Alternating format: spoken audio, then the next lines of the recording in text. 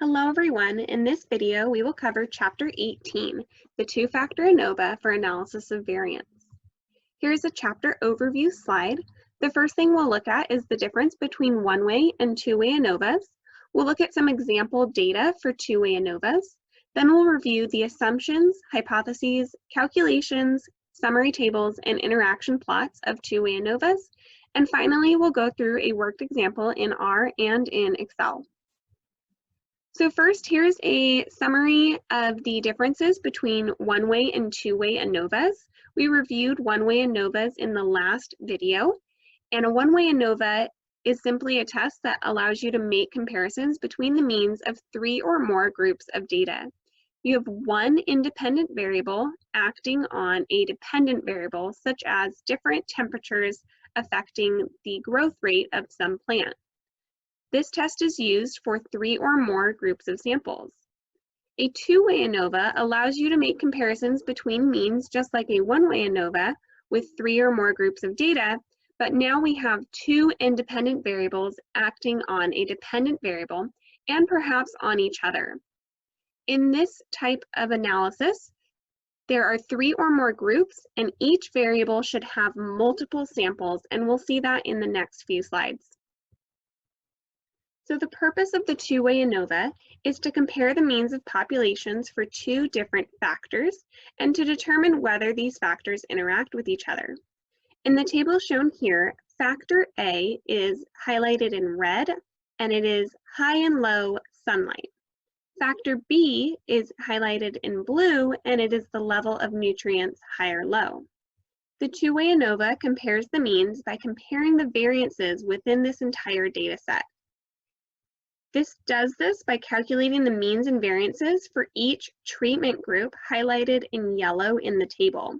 There are four treatment groups. These are low light and low nutrient, high light and low nutrient, low light and high nutrient, and high light and high nutrient. Technically, it does not matter which factor is A or B, but it's good to get into the habit of calling one factor A and the other factor B rather than flipping back and forth. So in this lecture, I'm going to stick with the columns as factor A and the rows as factor B. The next thing we'll do is look at several examples of two-way ANOVA data. In these, there are two factors, A and B, and two levels of each factor, low and high. In this figure, which factor do you think has an effect? A, B, neither, or both? Hopefully, looking at this, you can see that only A has an effect. This is because the difference between A low and A high is apparent in both the B low and B high groups.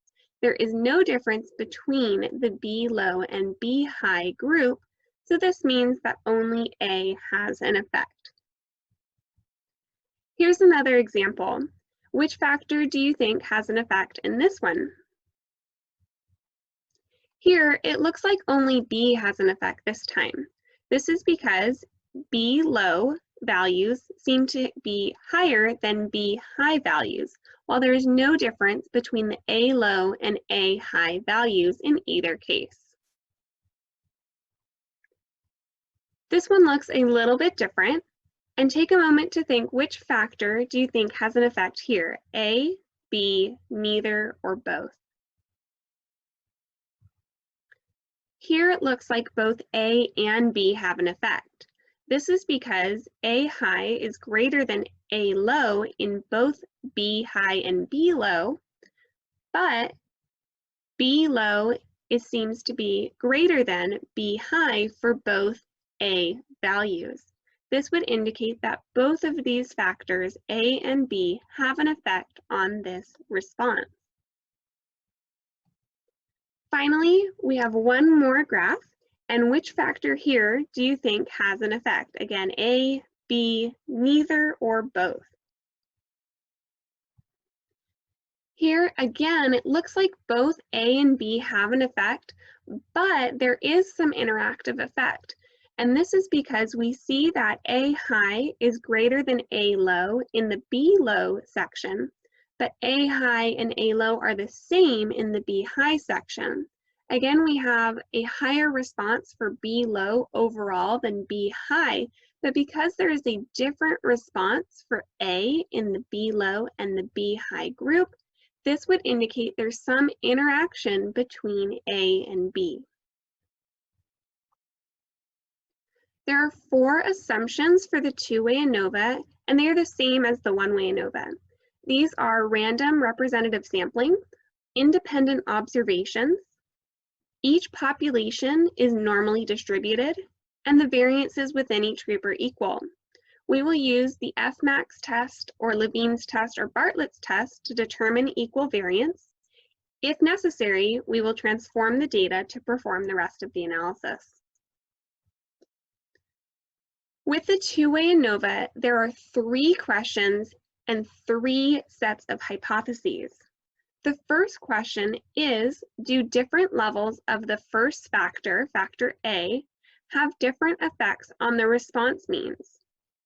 This equates to a null hypothesis of mu1 equals mu2 equals mu3 equals etc., with the alternative hypothesis 4A that not all means are equal, or at least one mean is different, where each group mean is the combined mean of all groups that have the same value for factor A. And that's highlighted here in the table on the right. We would calculate the mean for factor A at the low light level and the mean for factor A at the high light level using all of the values and not looking at the nutrient levels in factor B. The second question is, do different levels of that second factor, factor B, have different effects on the response means? Here we have null hypothesis for B, indicated by that H0, B, is mu1 equals mu2 equals mu3, etc. And the alternative for B, again indicated by H subscript A, B, that not all means are equal, or at least one mean is different from the rest. Just like with factor A, we would calculate the mean for all of the values in that row, regardless of which column the values are in. There is one more question and set of hypotheses for the two-way ANOVA, and this question is, do the factors A and B interact in some way? The null hypothesis, which here is represented by H subscript 0, A times B, is that there is no interaction between factors A and B. If there's no interaction, this means that they're not influencing each other in some way, and their effect is additive. The alternative hypothesis, which here is notated by H subscript A, A times B, is that factors A and B interact. If they interact, this means that there is either a synergistic effect, which means that the sum is greater than the parts, or there is an inhibitory effect, which means there is some repression from one factor on the other. There are several steps in how to calculate the two-way ANOVA that you can do by hand or in Excel. The end goal is the same as the one-way ANOVA, which is to find an F-calc value of the signal to the noise. You compare the F-calc to the F-crit value and find your p-value to come to your conclusions. But these calculations are too complicated to do by hand in the lab portion of this class. You only need to know how to do this test in Excel and R. This slide is a reminder from the last video, the difference between among and between and within, where among and between do mean the same thing. Different programs or textbooks use different words, and I just want to make that clear. They do mean the same thing. So here we have noise within each group, and this is the variability within this group. This is the natural variability that is always going to occur within a group of samples. Then there is the actual signal, which is the variability between the groups. This is what we're interested in finding and determining if that signal is greater than the noise and if that signal is significant. The two-way ANOVA table looks somewhat similar to the one-way ANOVA table, but it has a few more rows. This two-way ANOVA table breaks down that among/between groups row into 3 rows, and it lists the row factor first with the sum of squares, degrees of freedom, mean square, F value, and P value. Then it has the same data or information for the column factor. Then it has the same information for the interaction between those two factors. Finally, it has the within groups variation and the total. Here we have 3 p-values, 1 for each hypothesis. So we do have to draw conclusions for each of the 3 sets of hypotheses. After doing the two-way ANOVA, there are 2 steps. The first of these is post-hoc testing with the Bonferroni correction pairwise t-test or the Tukey-Kramer test.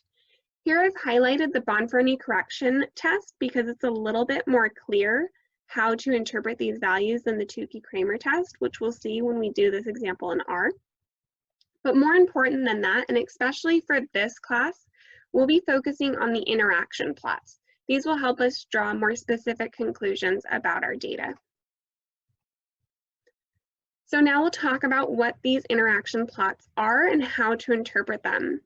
They're used to understand how the 2 factors interact to affect the response of the subject. You always need to make 2 interaction plots, 1 for each factor.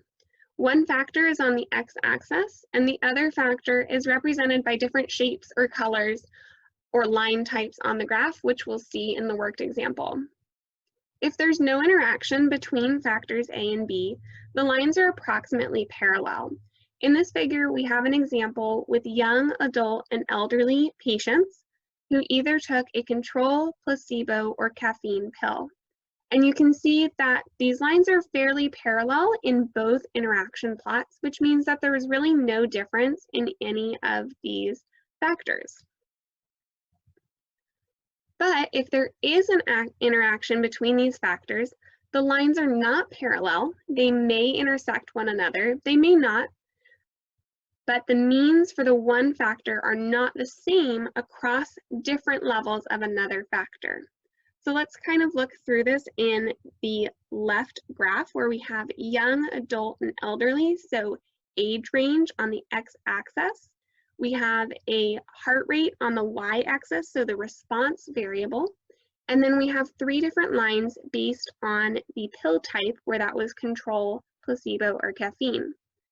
In the left graph, we see that the heart rate is different between the young, adult, and elderly patients when they are on these 3 pills. The heart rate represented with caffeine with a triangle is clearly higher for all 3 groups, though it does decrease from young, adult, to elderly. In the right graph, we can come to similar conclusions, just looking at this a different way. So now we have the 3 pill types on the x-axis. We still have the response heart rate on the y-axis. And now we have the age ranges represented by the shapes. Here we see that the heart rate increases for all 3 groups from control to placebo to caffeine. We also see that overall, the elderly population with the triangles has a lower overall heart rate than the young and adult patients. With that, we're going to go ahead and move into our worked example in Excel and R. This example is measuring respiration rates in snails at different salinities and temperatures. We'll take a look at that data and then go ahead and get started. So let's go ahead and take a look at this problem in the lab manual. It's on page 227, and it says that the data in this table represents the respiration rates of a marine gastropod that lives in estuaries that have different seawater temperatures and different salinities. And we're interested if the temperature and salinity have effects on these respiration rates and if there is an interaction between these 2 factors. I've copied this data into the Excel template here, and we're going to start by determining our biological questions and our hypotheses. So first, we can summarize our biological question by saying, how do temperature and or salinity affect respiration rates of water snails. With the two-way ANOVA, we have 3 sets of hypotheses. Again, these are for our 2 individual factors, and then for the interaction of these 2 factors. Our null hypothesis for factor A, which I'm going to use the columns for factor A, and here the columns are with temperature. So the null hypothesis would be that factor A, or temperature, has no effect on the respiration rates. The alternative hypothesis is that factor A, temperature, has an effect on these respiration rates. Factor B will be the rhos, and this would be the salinity, and this is represented with 2 points. That's 20 parts per thousand and 30 parts per thousand. The null hypothesis is that salinity, this factor B, has no effect on the respiration rates. The alternative is that factor B, salinity, does have an effect on the respiration rates. Finally, the interaction hypotheses. The null hypothesis will be that factor A and B, or temperature and salinity, do not interact. There's nothing happening between these 2 factors. Alternatively, temperature and salinity interact. This would mean there's either some synergistic effect or inhibitory effect that affects how these respiration rates are different in these different categories of snails. So what I'm actually going to do for this problem in this video is I'm going to go ahead and work with this data in R first, just to show you how easy it is. It takes a little bit of investment at the beginning to get the data into a CSV format, but it's worth it to have a really easy time working with the data in R. So let's go ahead and copy this entire table to a new Excel document, and I'm going to paste it over here just like we've done with the other videos for these types of analyses where we need column-based data. So I'm going to paste it here so I can copy and paste the data into a better column format at the beginning of the file. For a two-way ANOVA, we're going to have 3 columns. They will be the 2 factors and the response. And what I'm going to do is I'm going to start with salinity. My second column will be temperature. And my third column will be the response, so these respiration rates. The easiest way to do this is to go by column. So I'm going to copy all of the 20 Celsius column into the rates. And then I'll hopefully teach you a trick that will be useful to you. If you highlight all 6 of these cells, type in 20C for 20 degrees Celsius, and press Control Enter on your keyboard, it will automatically fill all 6 of those cells with 20C, what you typed in. Then we have the first 3 values have a 20 parts per thousand salinity measure. So I'll do the same thing, highlight those 3 cells, type in 20 parts per thousand, and press Control Enter on my keyboard to have that automatically fill in all 3 cells. I'll do the same thing for 30 parts per thousand and press Control Enter. Now we can do the 25 degrees Celsius. So I'll copy and paste that right below the rates. I'll highlight these 6 cells and type in 25C, Control Enter. And then we don't need to type in the salinities again. We can just copy and paste the 20 and 30 parts per thousand. We'll do the 30 degrees Celsius next, highlighting these and typing in 30C. Of course, you can also type in 30C here and then copy and paste that down. I'll grab these 6 cells of 20 parts per thousand and 30 parts per thousand for the 30 degrees Celsius data. And finally, with the 35 degrees Celsius, we'll repeat those same steps. And as always, I'm going to select all this stuff I no longer need, and I'll highlight a few extra columns just in case. And you can either right click and click delete, or you can click up here on delete. Next, we'll save this file, and as always, I'm going to save this to my desktop for these videos. And I'm going to call this file respiration rates, and I'm not going to use any spaces there. And we always want to save our data as a CSV. This is either the comma delimited.csv or the comma separated values.csv. No other formats will work, like this CSV UTF-8 or the CSV Macintosh or MS-DOS. Always use the regular CSV file type. And yes, that's okay to save it as a CSV. We know we're going to lose the formatting, such as the center alignment in these cells and the borders. That will all go away once we close this file and reopen it. So the next thing we'll do, we'll go into RStudio. And remember, if you only have 3 panels up, you need to make a new R script first so you can actually save the commands you're doing. And we'll be typing all of our commands into this top panel here. I'm going to make this a little bit bigger. And before I get too far into this, I am going to increase the size of the font here. There we go. And the first thing we'll do is load in our data. I'm going to call this data snails for my object name because we are measuring the respiration rates in snails. And we're going to read.csv. And if I look for my file name, respiration rates, there's no matches when I press tab because we need to set the directory. Setting the directory, we use session, set working directory, and we choose our directory. I saved this file to my desktop, so I will open the desktop folder. So it's really important to make sure you're paying attention to where you save your files. They should all hopefully be in your biostats folder or a chapter 18 folder, something like that, so you always have access to it and don't have to remake that file.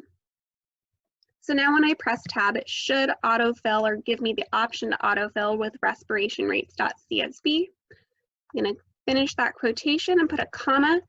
We do need to tell R that this data has column names using the header equals true argument. I'll run this line by pressing Control Enter on my keyboard. And we see that it did run successfully with this line here. As always, we want to take a look at our data. So we'll use the head snails command. And we see we have 3 columns. We have the column names here. And we have the first 6 rows of data shown here. So we have the 20 parts per 1,000, 30 parts per 1,000 at the 20 degrees Celsius range with our 6 rates for those data. The first thing we're going to do in R is take a look at this data. We'll also do this in Excel. And we're going to use something we've done a little bit of before, which is plot rate according to temperature. And actually that's rates in my data, rates according to temperature from the data equals snails. This function plot is part of the base R, so it doesn't require any installed libraries.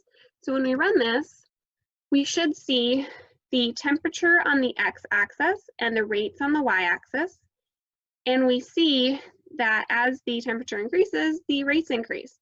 But this plot doesn't tell us anything about the salinity of these samples.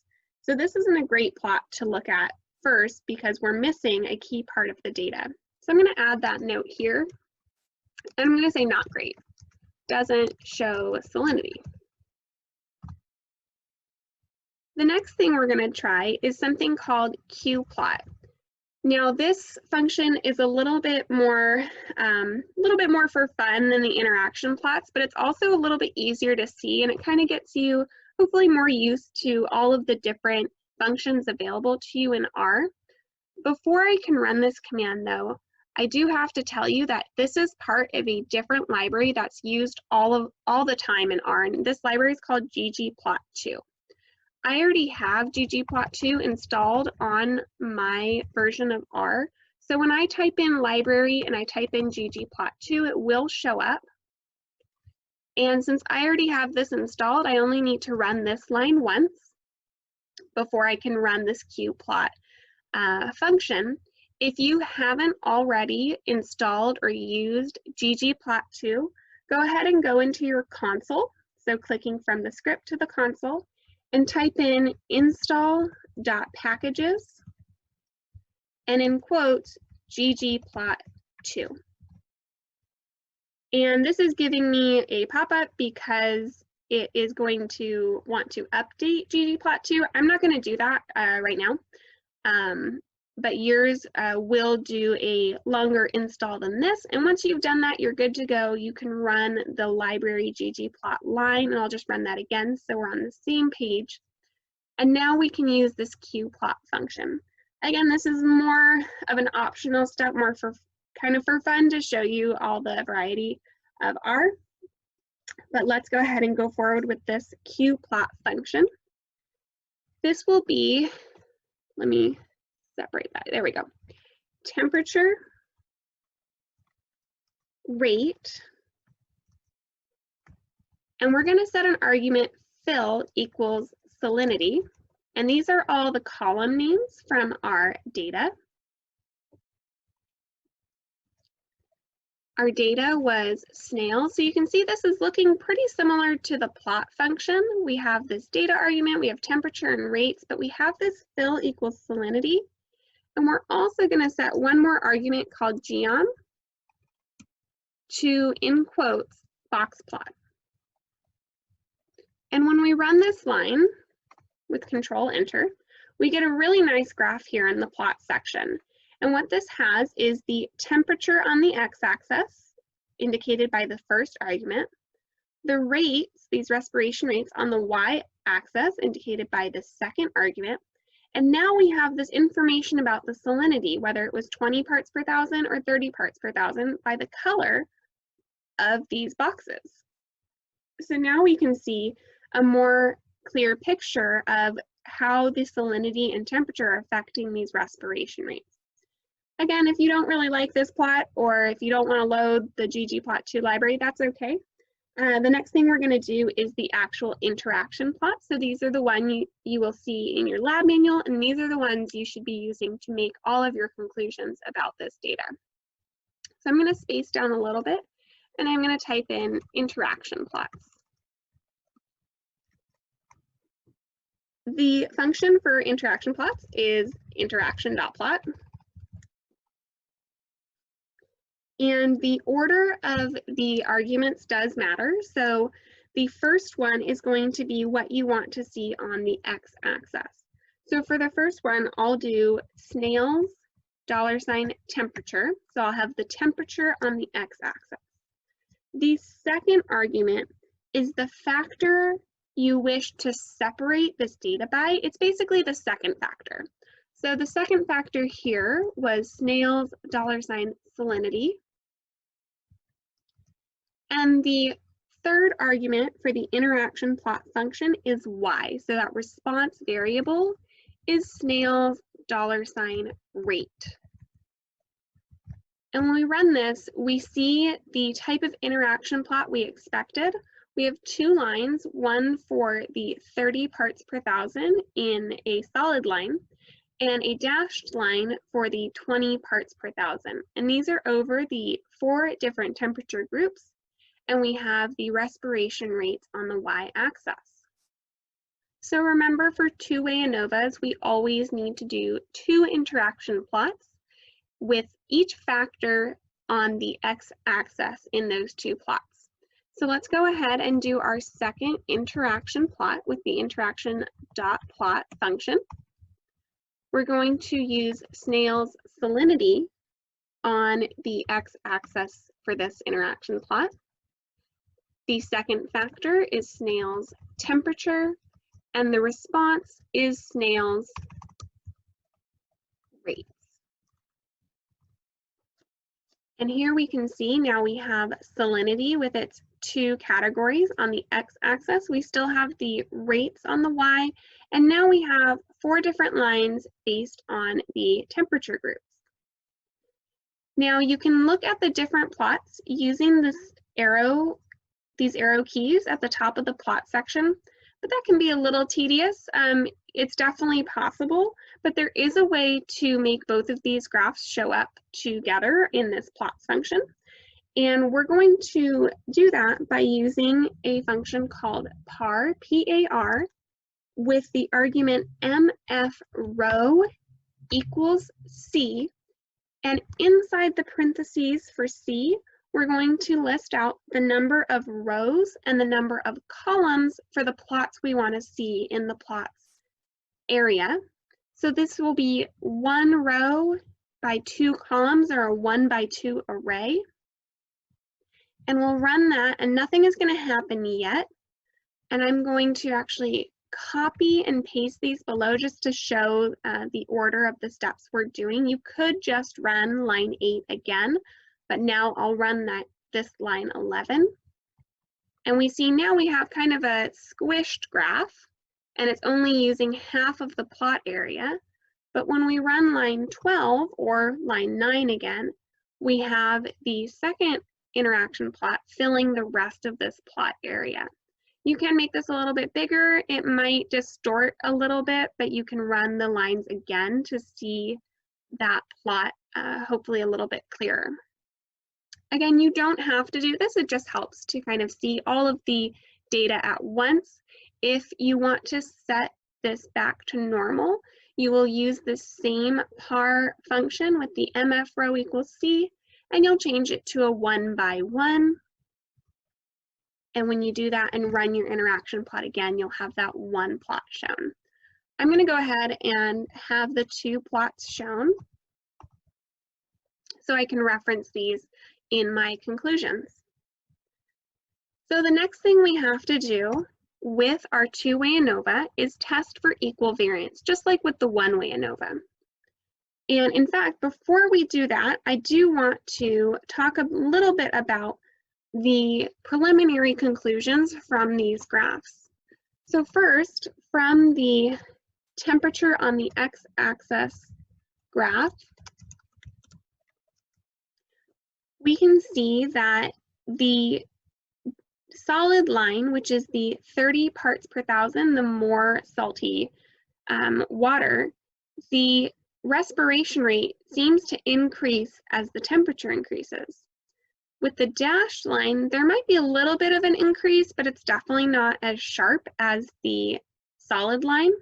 So from the first interaction plot, we can conclude that at the higher salinity, that is that 30 parts per thousand, the rates seem to increase as the temperature increases. At the lower salinity, so the 20 parts per thousand, the rates may increase a little bit, but not much with increasing temperature.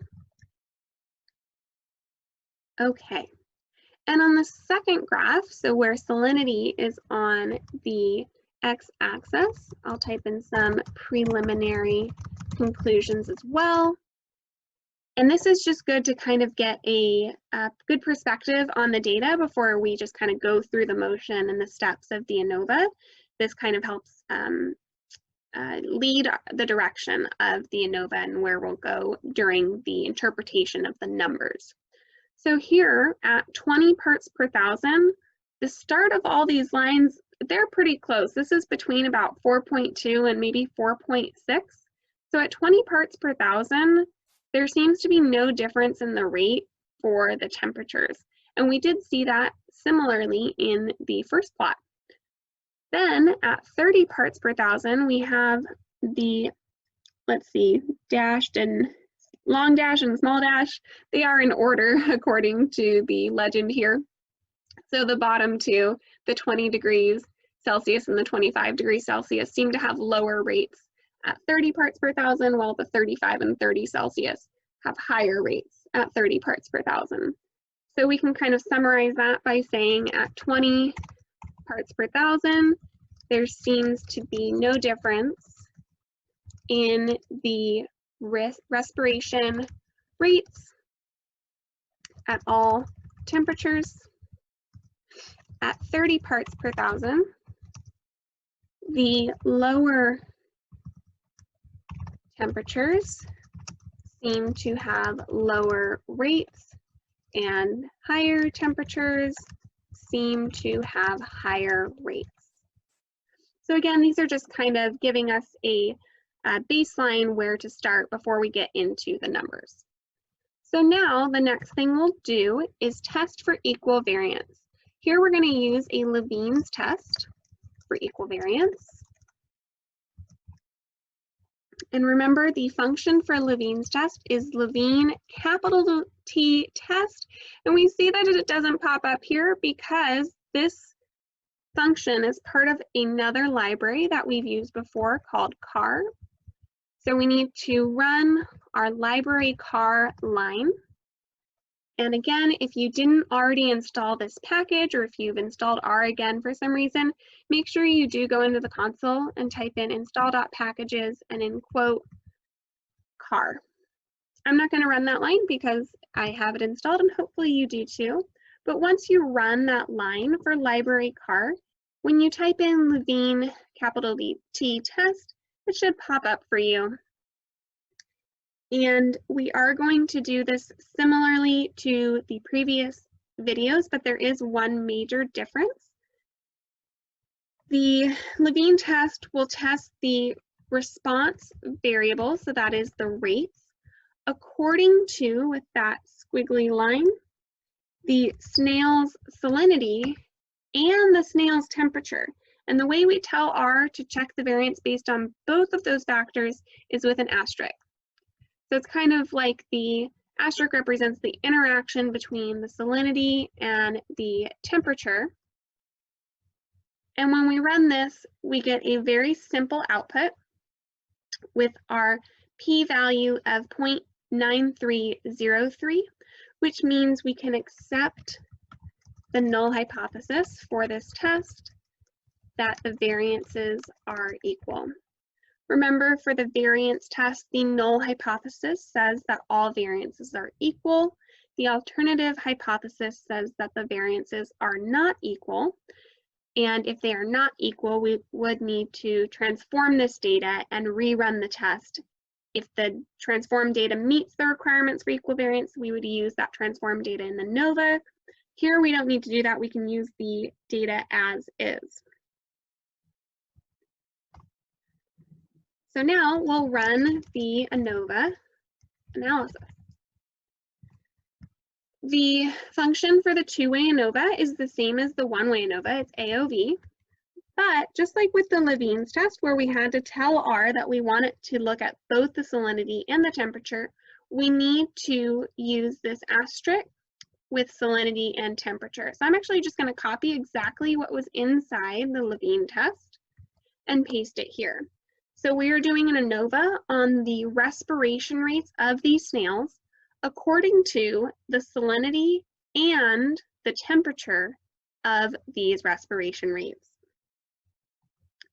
When we run this, we do get an output here, but this isn't quite what we're looking for. Remember that we need to either assign this row to an object such as results and run the function summary on the results to get our expected two-way ANOVA summary table, or we can use the function summary directly on this entire AOV test, including those parentheses inside the parentheses here, and we'll get the exact same output. So either one of these is perfectly fine. These two lines or just this one line. I prefer to do just this one line because it gets me to my final data really quickly. But let's go ahead and take a look at this. So we have our salinity factor here in the first row, and it has a p-value of 0.2.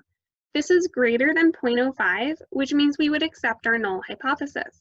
This means that salinity does not have an effect on the respiration rates of these snails. The next row is the factor of temperature. Here, the p-value is very small. It's definitely less than 0.05, which would mean we reject our null hypothesis for the temperature factor, and conclude that temperature does have an effect on the respiration rates. Finally, we have the snail's salinity and a colon snail's temperature. This is the interaction row, and the p-value for the interaction of salinity and temperature is also very small. It's less than 0.05, which means that there is an interaction between salinity and temperature. Let's go ahead and write those conclusions down. So our ANOVA conclusions are: temperature has a significant effect on respiration rates, but salinity does not. Temperature and salinity do interact. The final thing we'll do here in R is the Bonferroni corrected pairwise t-test. Remember, for the Bonferroni test, our alpha value changes according to the number of tests performed. Let's take a look at the original data again in this Excel sheet. For salinity, we have two categories, 20 parts per thousand and 30 parts per thousand. To compare these only takes one test. So technically our alpha value would be 0.05 divided by 1, which is still 0.05. I'm going to add a note here that says post-op Bonferroni tests. So you can still run this line just to remind yourself that the p-value we want to compare for this Bonferroni test is 0.05. And to run the Bonferroni test, we'll use the function pairwise.t.test with our response variable, the rates for the snails. And now we're only looking at one factor at a time, so we only need salinity for our second argument. Our p.adj equals bonk, and our pool.sd equals true. When we run this, we see our one p-value here comparing 20 to 30 parts per thousand. That p-value is 0.75. It's greater than 0.05, which we are comparing to it according to this value here. So this means that there is no significant difference between these two factors, which we already knew because there was no significant effect by salinity. The next one we'll do is temperature, and let's look at the data again. Here we need to compare 20 to 25, 20 to 30, 20 to 35, and so on to have 6 pairwise tests. This means that we need to divide 0.05 by 6. So our new alpha to compare our p-values to is 0.00833. So we'll run our pairwise.t.test on the response variable rates with the temperature variable only now, using the p.adj equals blnf, pool.sd equals true. Now we are comparing these p-values to 0.008. Here we can see that this value are less than 0.008, but the remaining values are not. So there is only a significant difference between 20 degrees Celsius and 30 degrees Celsius, and 20 degrees Celsius and 35 degrees Celsius. The Bonferroni tests shown here are more to help you practice with the postdoc testing in R. The more important thing to look at is the interaction plots, and that's what you would be asked for on an exam. Just to review the Tukey-Kramer test, we'll use the Tukey HSD function on the results, so that entire ANOVA function will be in the parentheses for the Tukey HSD. And the output here is really long, and the Tukey-Kramer test is great for one-way ANOVAs, but for two-way ANOVAs, it tries to break everything down and shows you a lot of significance that isn't actually there. So for the two-way ANOVA, if you are going to do postdoc testing with the two factors, I strongly recommend using the Bonferroni test instead.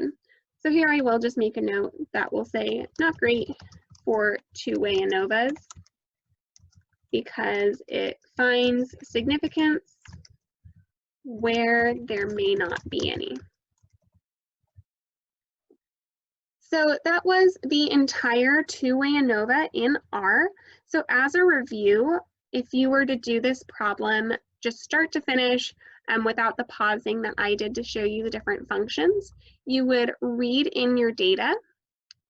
You would probably want to look at your data to make sure it looks good. Then you would do your two interaction plots. And remember, you can show both of them at the same time using this par mf rho equals c function. The next thing we did was the Levene test to find if the variances were equal and suitable for the ANOVA test. We said yes, they were equal, so we can proceed with the data as is. We then ran the ANOVA analysis using both the AOV function and the summary function to show the two-way ANOVA summary table. And remember, for the Levene test and the AOV function, we needed to use the asterisk in between the two factors of salinity and temperature to tell R that we're interested in both factors on the respiration rates. We then did a pairwise t-test with the Bonferroni correction for both the salinity factor and the temperature factor. But again, coming to your conclusions with the interaction plots will be sufficient for this class. And I'll show you a bit more about that in the Excel walkthrough of this same problem. So the next thing we're going to do is look at this same problem with the worked example in Excel. If you feel comfortable doing this problem in R entirely, you can skip to the end of this video to see a summary of the conclusions written out fully as you would see in a test problem or an assignment or in a journal article. So before we jump into Excel, let's go ahead and save this script.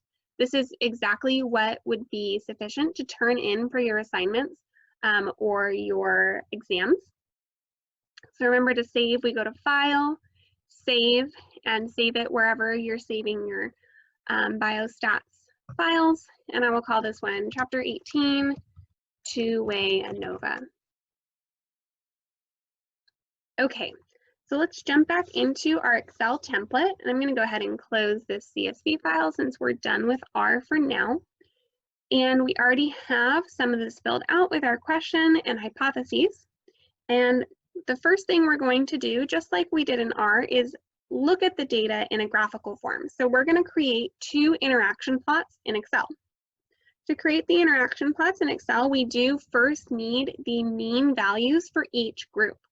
So to do that, I'm going to actually use some coloring to just really show you where these groups are. That's a little too dark. Here we go. So the group for the 20 degrees Celsius and the 20 parts per thousand is here. It's these three samples. Then we have a 30 degrees Celsius and 30 parts per thousand, and I'll make that a different color. And we have three replicates there. So each group is these sets of three values. So to find the mean for the 20 degrees Celsius and the 20 parts per thousand, we'll use the average function. And we'll select just those three cells, matching the 20 parts per thousand and 20 degrees Celsius. We can drag and drop this function to the right, and always double click on the last cell to make sure it is doing the function you want it to do. This is taking the average of the 35 degrees Celsius and the 20 parts per thousand, which is what we want here. But we can't drag and drop down. I'll do that to show you why, because now it's taking the average of these three values, which is not what we want. What we want is the 20 degrees Celsius and the 30 parts per thousand. So instead, I'll type in a new average, and I'll select these three cells matching 20 degrees Celsius and 30 parts per thousand. Just like the first row, we can drag and drop this function. I'll double check the last cell, and this is the average of the 35 degrees Celsius and the 30 parts per thousand. Okay, so the first interaction plot, we're going to select all of the data, including the labels. We'll go to Insert, and we're going to go to this chart section and click on these little lines. And we're going to want the lines with markers. And this doesn't look super awesome yet, but it is the basic format of what we want. So I'm going to go through pretty quickly how to edit this chart to make it a little nicer to look at. I'm going to get rid of the title for now. And then I'm going to add some axis titles. On the horizontal axis, we have the temperatures. On the vertical axis, we have the respiration rates. Then I'm going to move the legend to the right side of the graph because before it was kind of sitting right next to the temperatures, which doesn't make a lot of sense. So now it's over here, it's a little more clear that these are not temperatures. The next thing I'm going to do, I'm going to double click on these values on the y-axis because they are, I don't know why they have 3 decimal places. It just looks kind of weird.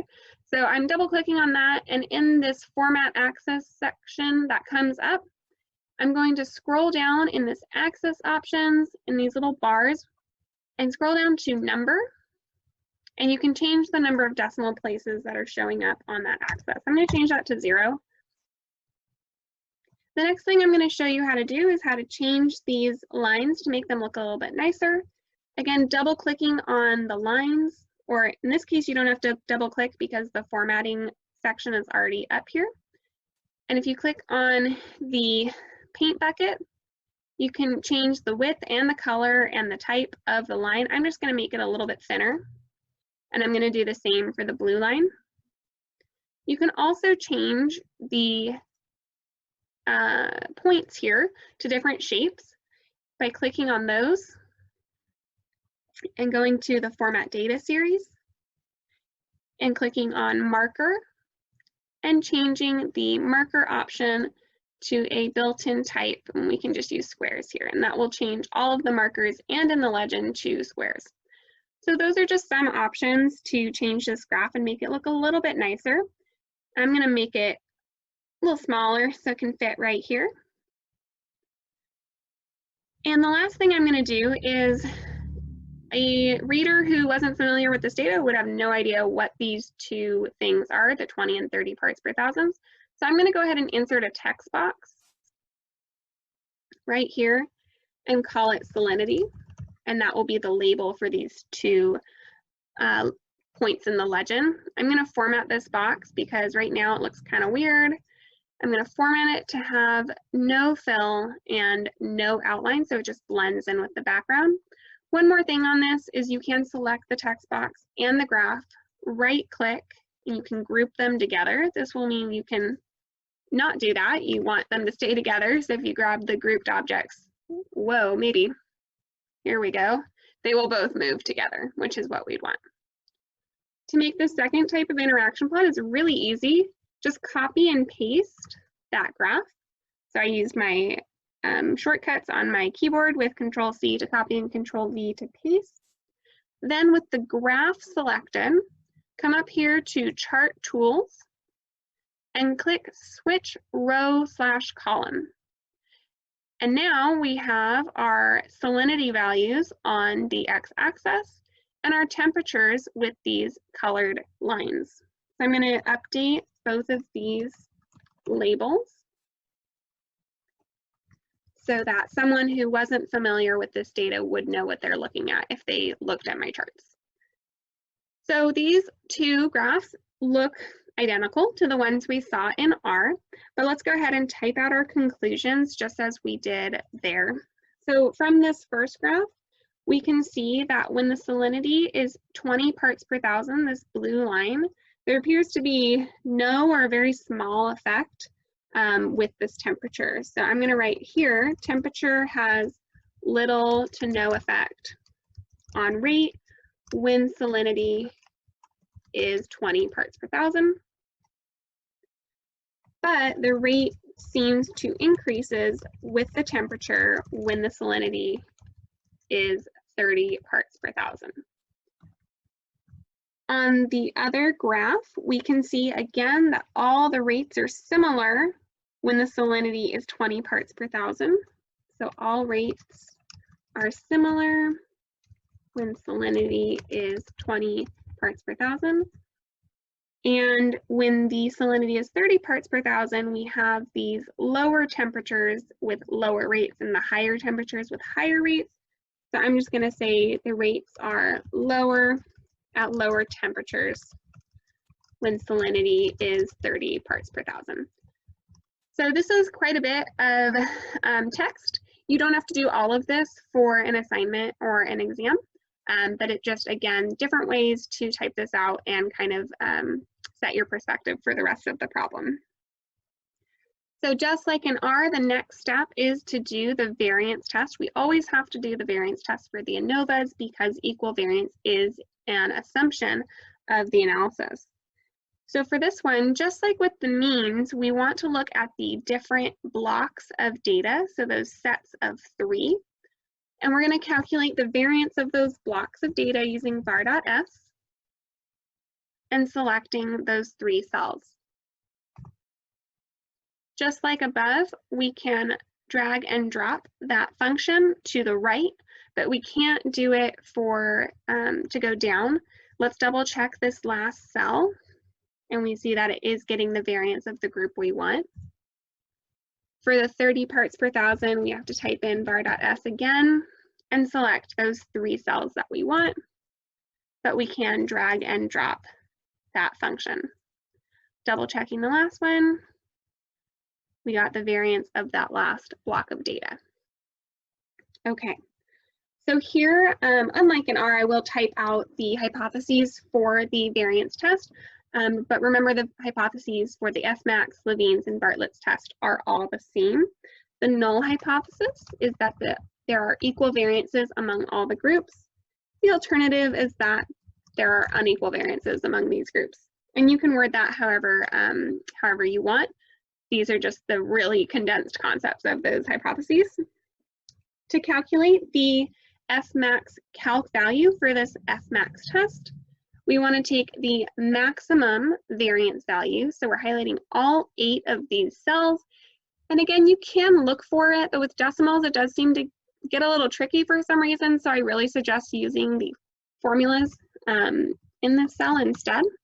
And we're doing the maximum variance divided by the minimum variance. And we get a calculated value of 7. To find our Fmax crit value, we need the number of treatments or groups and the smallest degrees of freedom of those groups. Here we have 1, 2, 3, 4, 5, 6, 7, 8 treatments or groups. So even though up here we do have 24 cells, so I see that down here with the count equals 24. They're grouped into groups of 3, so we have 8 total different treatments. For the degrees of freedom, we have 3 samples per group, so the degrees of freedom will be 2. To find the Fmax crit value, we need to use our statistical tables. So here is the table of Fmax values on page 280 of your lab manual. We have 8 treatments and 2 degrees of freedom, so the critical value is 403. That is quite a bit bigger than our calculated value of 7, so this tells us to accept our null hypothesis. And this is the same conclusion we had in R with the Levine's test. The conclusion is that there are equal variances, and we can proceed with the two-way ANOVA with the data as is. To do the two-way ANOVA in Excel, I will not be showing you how to do this with the actual calculations because it's far too complicated, and we have 2 really easy ways to do it in R, and now we have the data analysis tool pack, which I'll show you in Excel. So clicking on the data tab and data analysis, we're going to select the very first option, which is ANOVA 2-factor with replication. What that means is there are multiple samples per group. And we do have that. So let's scroll up here. For the input range here, we're going to input everything including the headings. Then it asks us for the number of rows per sample. We have 1, 2, 3 samples per group, so we have 3 rows per sample. We're going to keep alpha at 0.05, and we're going to select this output range option and click on the cell we want the results of this analysis to show up. Clicking OK, it'll do a lot of math really quickly for you, and you'll have all this data to look at. You do have these 3 summary tables of the count, sums, averages, and variances of the different salinities and the totals, but we're not going to look at that in this class. We're going to go straight to the actual ANOVA table down here. And the first thing we're going to do is highlight our p-values.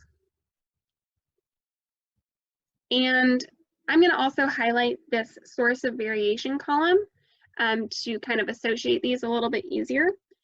And right now we have sample, columns, and interaction.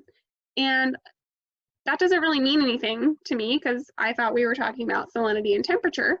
So I'm going to actually just type over what's here to remember I'm talking about salinity and temperature when I reference this in my conclusions.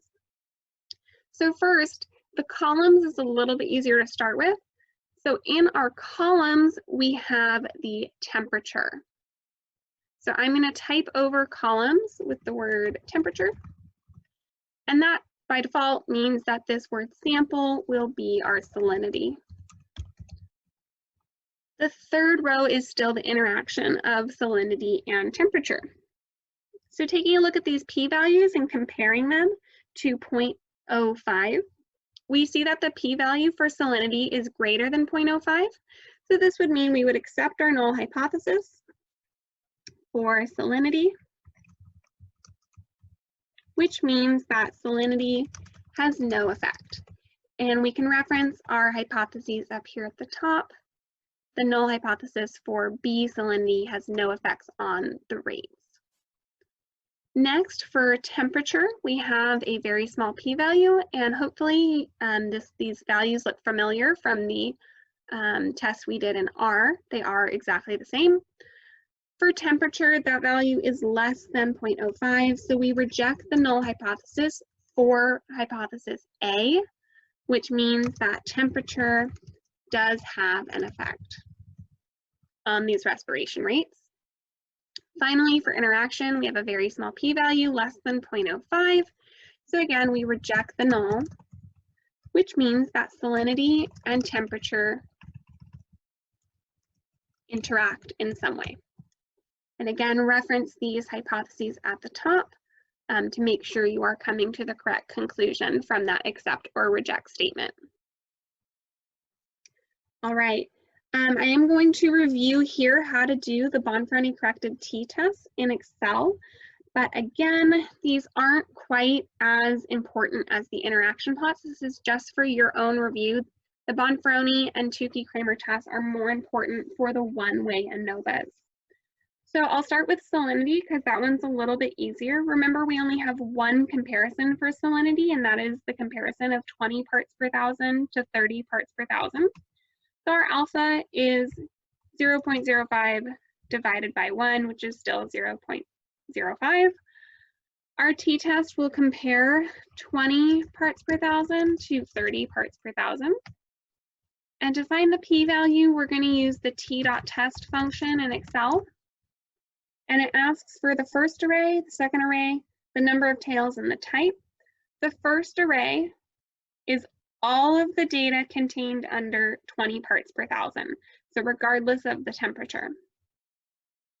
The second array is all of the data with 30 parts per thousand. We have a two-tailed distribution for this. Let me scroll down so we can see that a little bit better. So we need a 2 for tails, and then we're going to do a 2-sample equal variance test because we determined that all the variances were equal. And we get the same value we got in R, 0.75, which is not significant. So I'm going to leave this blank.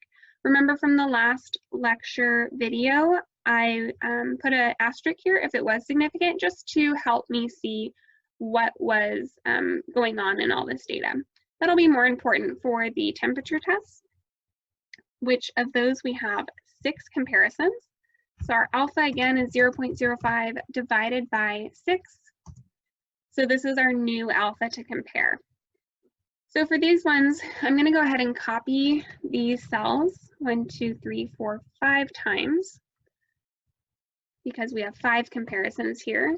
And those comparisons are 20 Celsius versus 25 Celsius, 20 versus 30, 20 versus 35. Then we have 25 versus 30, 25 versus 35, and 30 versus 35. And for these, we do have to type in the T-dot test every time. And again, highlighting here that we want all of the values under 20 Celsius, regardless of the salinity, and all of the values for 25, regardless of the salinity. We're still doing a 2-tailed distribution, so we use a 2, and a 2-sample equivariance, so we use a 2. This value is greater than 0.008, so it is not significant. Let's go ahead and do the rest of these tests. And as you can probably tell, this is quite a bit slower than doing this in R, so it's not preferred or recommended, but it is possible. Now we have 20 versus 30, 0.002 is less than 0.008, so I'll put a star there. Now we have 20 versus 35, 2 and 2, and we have 0.001, which is less than 0.008. Now we'll do 25 and 30, and do make sure you're using the original data, not the means or the variances or anything like that. 0.01 is not less than 0.008. Now we have 25 versus 35.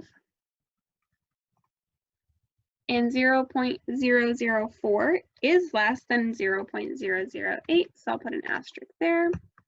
And our last one, T-dot test for 30 and 35. And 0.3 is not less than 0.008. Okay, so let's go ahead and type out some conclusions here. This will be a little bit repetitive, but it's just to drive home the idea of why we do these postdoc testing. So the rates are significantly different between 20C and 30C. So that was this first asterisk. And then I'm going to copy that. The rates are significantly different for 20 versus 35C. And the last one, the rates are significantly different for 25 and 35C. And then I'm going to say that the rates are not significantly different between 20 parts per thousand and 30 parts per thousand for the salinity. All right, so if you, again, were comfortable doing this all in R, this is the part where you should start paying attention again, because this is the entire overall biological conclusions from this two-way ANOVA on this data.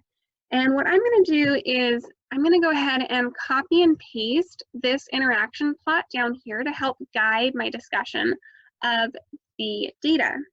So first of all, just from the two-way ANOVA, we know that there was a significant effect of temperature and an interaction between salinity and temperature. So let's go ahead and start there. Temperature has a significant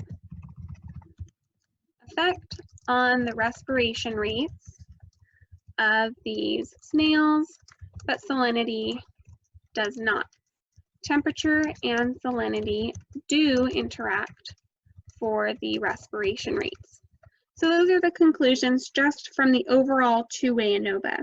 Now we want to get a little more specific. So just like we did with the one-way ANOVA and the postdoc testing, we want to be more specific with our two-way ANOVA conclusions using the interaction plot to guide us.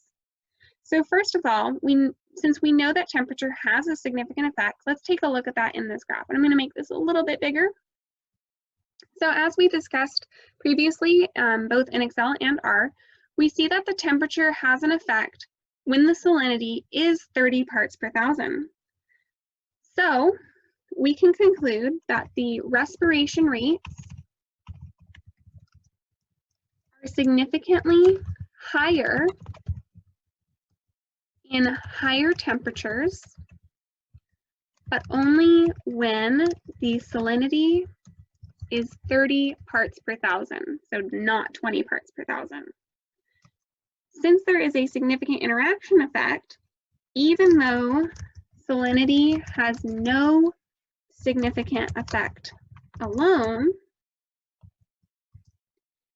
the interaction is explained primarily through the temperature. Finally, temperature has a larger effect on respiration rates than salinity. There are many ways to write a conclusion like this. This is just one of them. So practice writing these on your own so you do get a feel for your wordings on these.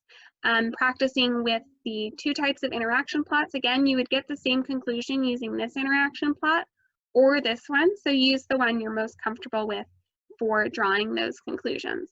And as always, you don't need to write much more than this for these conclusions. As long as you get your point across and address the main things in the problem, you're good to go. So with that, I'll conclude our two-way ANOVA video.